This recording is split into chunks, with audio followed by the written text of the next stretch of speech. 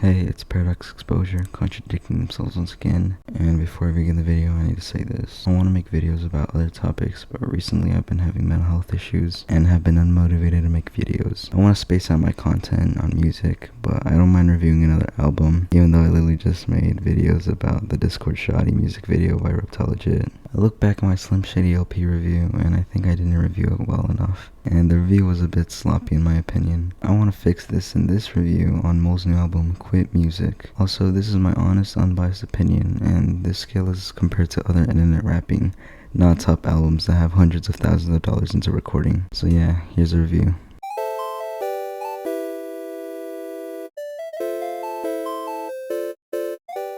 Track 1, Quit Music.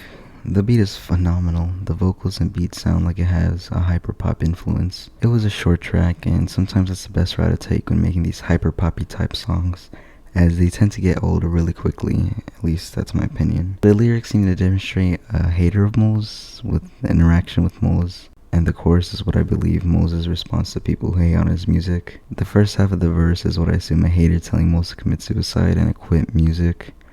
And the second part of the verse is MOL's demonstrating it doesn't affect him that much by releasing this record. I'm not going to be breaking down these songs, but he made a reference to Kuchisake Onna with this line. And you pull up to me like Kuchisake-san. You asked me if you're pretty. I said, no, you're not. Referring to a Japanese urban legend that would go to strangers, ask if they're pretty. If the people responded no, she would kill them, which explains the next and final line besides the chorus, saying that he's already dead. The sound of this track is an 8.5 out of 10. I really enjoyed the beat, but I feel like the vocals were a bit too extreme for the beat, but that's me personally. Plus, I have headphones meant for heavy bass, so it was more fun to listen to this music. Lyrically, I'll give it a 6 out of 10. I don't think you really focused on the portion too much, and forgive me if you did, but the words weren't anything special. I would give this track an 8 out of 10. I enjoyed how it sounded, but I just wish the lyricism was a bit more. Track 2, Shinjuku. The genre just completely swapped. This song is more of a pop song. The switch in genre wasn't very nice if you're listening to this as an album, but in a setting where you have this in your playlist, it's completely fine. The beat sounds wholesome and went well with the chorus. However, it made me confused with the only verse in the song, as the verse was like a more hard rapper verse,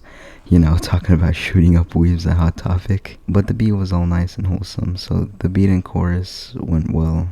It wasn't my thing, but it went well nonetheless. However, the verse did not, which is a shame, as the verse's lyrics were really good, but I feel like it would have fit a more serious type beat. For how it sounded, I would give this track a 6 out of 10. I don't like these poppy type songs. Plus, that verse just made me confused due to how out of nowhere it seemed, but the actual lyrics is an 8 out of 10.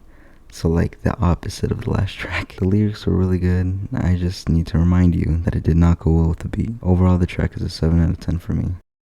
Track 3, Too Cold. The transition from the last song to this one was way better. The genre I would label this track is melodic rap, basically a fusion of pop and hip-hop. I love the beat, not as much as Quit Music, but it was a really good beat. The rhyme sounded satisfying in the chorus. You finally see a longer verse in this album with this track, and it's pretty good. A shout out to Yen in the song, and then the chorus to end it off. MOL's was a bit more focused on lyrics in the song than the other ones, and I liked it. Also, the glitching sound effect at the end was pretty good. Beat I would rate it 8 out of 10. This is because of personal preference, but for lyrics I would rate a solid 9 out of 10.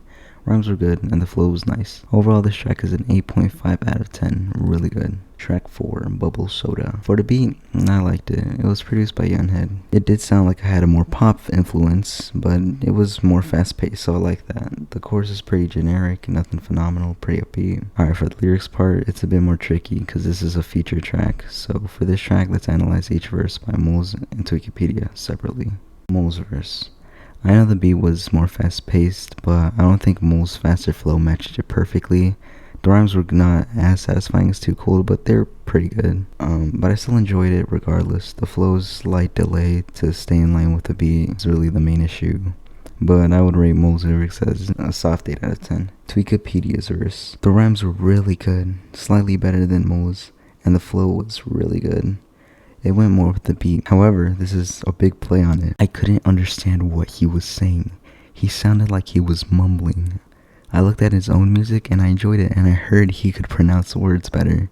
so I was confused on why he seemed more mumbly in this verse. It gets a 6.5 out of 10 because sometimes I feel like the beat was louder than his voice. So MOL's lyrics, 8 out of 10. Wikipedia, 6.5 out of 10. Because they didn't speak clear, it had potential to be an 8.5 out of 10. The beat was an 8 out of 10. So overall, I would rate this track a 7 out of 10.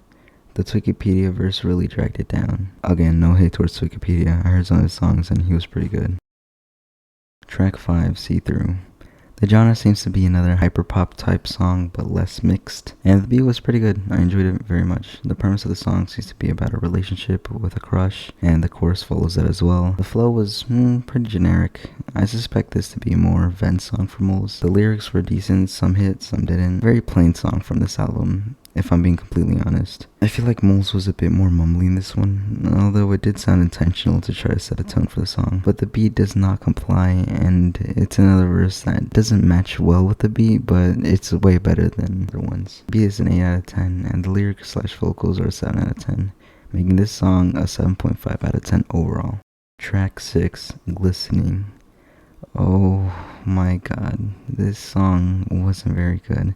I understand this is an interlude to try to connect like two songs, but it dragged on for too long. The thing carrying the beat was the bass. Like, the beat was very simple and not that good, but the bass was just carrying literally the whole beat. And I apologize that this is an emotional track for Moles, but because as he sounds like he's about to cry, but I hate this thing where people sound like they're about to cry over a beat with lyrics that don't make much sense. But the little lyrics that this song does have sound like they're pretty emotional, but I can't keep up with the slope repetition. The beat gets a 5 out of 10 and the lyrics get a 4.5 out of 10. Overall, I'd say the track is a 4.5 out of 10. From not good music to like probably my favorite track, 333, meaning Love. This song was a good song. I love this song, and I'm so mad that there's no verse. But the little words he said on the repeating chorus went very, very well with the beat. Speaking of the beat, it was very, very good. I think I like the lyrics in the song because of the flow he used to deliver them, as it was used perfectly with the cut-up, hyper-poppy type beat. The meaning of the song is Mole's insecurities, and even ends with "Don't die on me," meaning to while contemplating suicide because of insecurities, to, not. But god, the beat and vocals went so well. Beat a 9 out of 10, and lyrics / vocals a 9.5 out of 10. Overall, a solid 9 out of 10 track. Track 8, Health. This one sounds more personal for Moles, tapping into some more existential limits, and I think it's alluded to weed. At least that's what my detective clues gather with his Red Eyes chorus. Beat was okay, like a 7 out of 10. The flow went with the beat very well, but it didn't sound appealing to me. I'd give lyrics / vocals a 7.5 out of 10, and I think that's the track, like just 7.5 out of 10. Track 9, Red. The beat was really great. The lyrics are pretty good with a good meaning, but the mixing, you sound like if Daft Punk had a rat stuck in the throat. Respectfully. I understood nothing and had to bring up the lyrics the first time listening because I couldn't pick up on it. The beat was an 8.5 out of 10. The lyrics / vocals were 5.5 out of 10, making this track come to a 6.5 out of 10. And that's my review on the album. I enjoyed it very much. 333, Quit Music, and Too Cold were my personal favorites. Glistening was just awful in my opinion. But as a whole album, this gets a 7.5 out of 10. And overall, the album wasn't bad. I'm pretty sure this album is meant for Moles to detach himself from the label meme rap, just like Virgins have been doing recently. And I get that, but come on, man, why'd you take off Death Note? I get that you're trying to be more serious and that you've deleted feature tracks with certain artists, but Death Note was just a go-tier album. I don't mind making music content, but I really wanted to get to essay media videos, not reviews. Also, no hate to Moles, this was just my criticism, hopefully, so your next album can be better. If you agree with my criticism and see the flaws in your album. And that's it. If you enjoy the video, please subscribe and hit the like button. That'll really help me in the future, and it'll take me one step closer to my dream. Alright, see you wonderful beings in the next one. Peace.